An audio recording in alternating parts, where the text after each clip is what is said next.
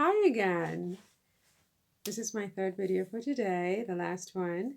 Thank you for joining me on my YouTube channel about the Duke and Duchess of Sussex, Prince Harry, the Duke of Sussex, and his beautiful wife, Meghan, Duchess of Sussex. So, on this channel, I talk about everything having to do with the Duke and Duchess. I'm a big fan, I'm a fangirl. I hope you are too. Of course, if you're not, I hope we can agree to live and let live. And yeah, live and let live and just be happy and just, be inclusive and, just be mindful of our own sort of transience on this planet, and don't waste so much time hating on each other anymore. How about that? Anyway, so this one I wanted to talk about the red mist. The red mist. Harry's red mist. I have to say that when I first heard in the news that Harry said while he was fighting with William, he saw this red mist. I almost died laughing. Like, what the hell is this guy talking about? What red mist? What's a red mist? And I imagined in my own little mind, as William punched him and he landed on the dog bowl, that like a red mist just sort of like, sort of just came over his whole like face or something. And I imagine like this clouded mist of redness. And on a certain level, it was worrisome. I thought, is Harry losing it? But on another level, it was hysterical AF. It was hysterical AF, and I almost died laughing. But then I looked it up, because I tend to do that sometimes, and discovered that it's like actually an expression. It's actually a thing. Like a red mist is like when you have this moment of tremendous anger and rage and it's uncontrollable. And that's a red mist. I had never heard that before. So he's like, well, William came over to his house at Nottingham Cottage at Kensington Palace, and he was piping hot, and then he saw this red mist, and I was like, what is a red mist? Harry's losing his mind. And I saw all this redness, like this mist, and I'm like, and then I just started laughing. But yeah, it's actually a moment of rage. And so he apparently has had those in his own life. And he said, he was basically saying, I think in the book, I haven't read the book, that William had that mist. He saw that red mist in William, this rage, this unchecked rage, as William clocked him, and he landed on the floor on the dog bowl and scratched up his back, which his wife found, I guess, later on when they were, you know, making love or something. She's like, darling, why do you have all these scars on your back? And he said, well, William punched me to the floor. I saw the red mist. So he had a red mist. And then I landed on a dog bowl, and then I had all these scratches.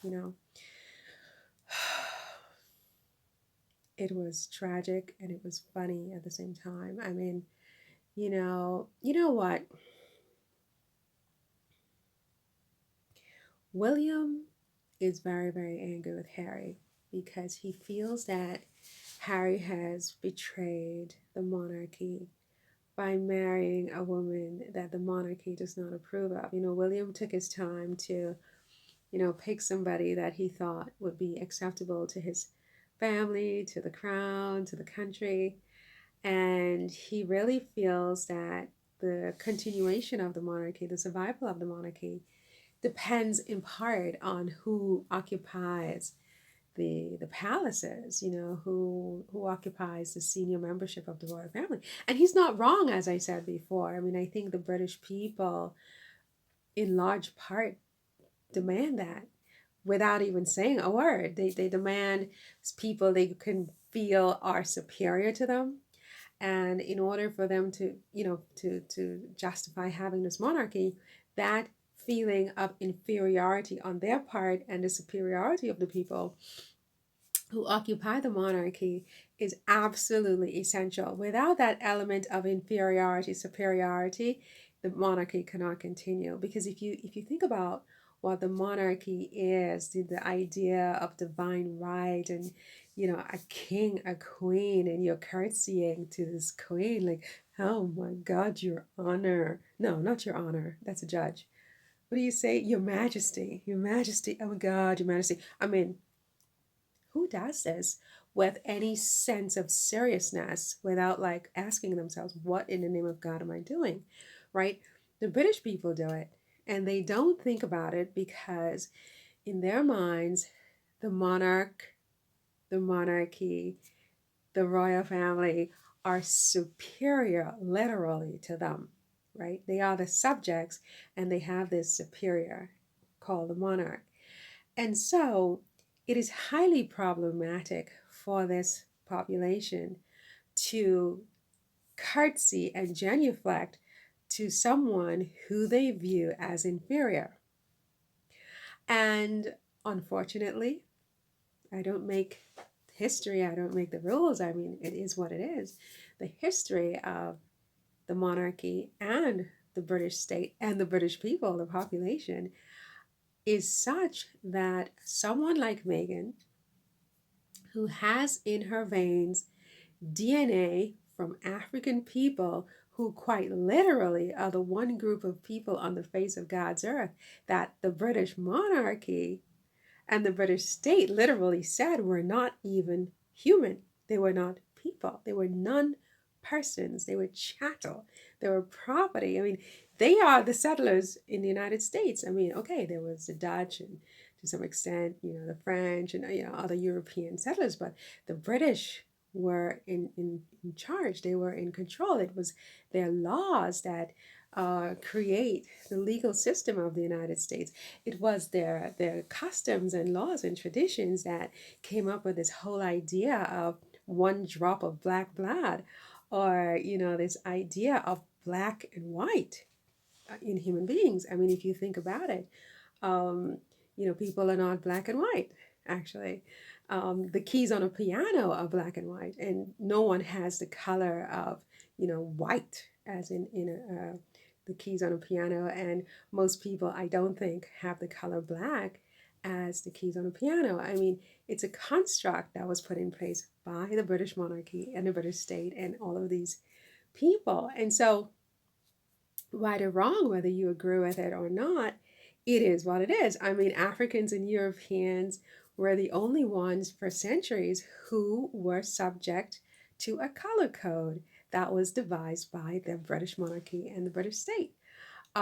Everyone else was just a person. You're either Dutch or you're Italian, or you're from Chile or Brazilian. You're whatever. But if you are European and of African origin or European origin, you're black and white, you're a color, right? And they created that to structure the society in such a way that one group of humans was considered supreme and the other their opposite. They created these oppositional, binary, and dichotomous relationship between these two groups intentionally to create this idea, or to justify this idea, or to sell this idea that African people and European people are the opposites of each other. They're binary opposites. One represents the ideal and the other one the opposite. And that's it. And that structure is still in place. Whether we want to talk about it or not, whether it makes us uncomfortable or not, it certainly makes me uncomfortable, but I don't make the rules, don't shoot the messenger. This structure is still in place. It's called structural racism. It's still in place, and they structured it, right? This very family and this state. And so when Meghan comes in and Harry brings in somebody who literally embodies the very thing that they have said is the most inferior thing that a person can be, is a non-person. Literally. I mean, no matter how classy Meghan is, how educated, how beautiful, how light skinned, how long her hair, whatever, she has a black mother, right? and that mother has African DNA, right? And that DNA is in the children that Harry and Meghan produce. And that is in the line of succession of the British throne. I mean, it's completely unthinkable. It is insupportable. It's nuts. Members of the royal family cannot handle it, and certainly members of the British population. It's just like, you want us to now be inferior to that which you told us wasn't even a person. So there's that dynamic going on there. And, William being the one who inherits the throne and having to pass it on to George, as I said before, and I will say again, I mean, Meghan and everything she represents is an existential threat to the continuation of this monarchy, because people will revolt. They will, and they will just rip this thing down, because they will no longer be convinced that it is a divine right that someone of DNA that they have been indoctrinated to think for centuries is inferior to them is suddenly superior to them. And so that's why William becomes unhinged in the way he did, where he went over piping hot, and he basically became violent. A 41-year-old man, an heir to the throne, behaving in this way because his brother's wife was rude to the staff is just ridiculous. I mean, that's beyond overreaction. Meghan being rude to her staff had nothing at all to do with his behavior. His behavior is someone who is personally invested, personally affronted, personally enraged by something the other person did. And what did the other person do? Harry, being the other person, has now threatened William's inheritance by marrying a woman with DNA that is completely unacceptable. And so, yeah, so he had the red mist. Yeah, I hope that, you know what I hope?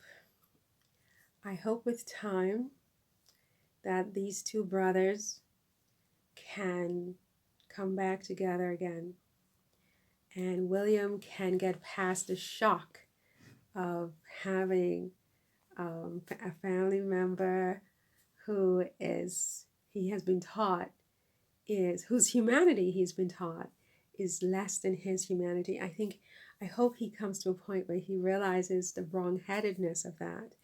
And these two brothers are able to reconcile, and this family is able to reconcile, and this country is able to reconcile, and this world is able to reconcile. We have a lot of work to do, and I have a part to play. You have a part to play. Not everybody wants it to change, but I think if enough people realize what we all have inherited. None of us created the system. You see, we were born into this, but it doesn't mean we have to stay in it. It doesn't mean we have to accept it going into the next century as the system that rules our humanity, our collective humanity, because it's toxic. It's completely toxic.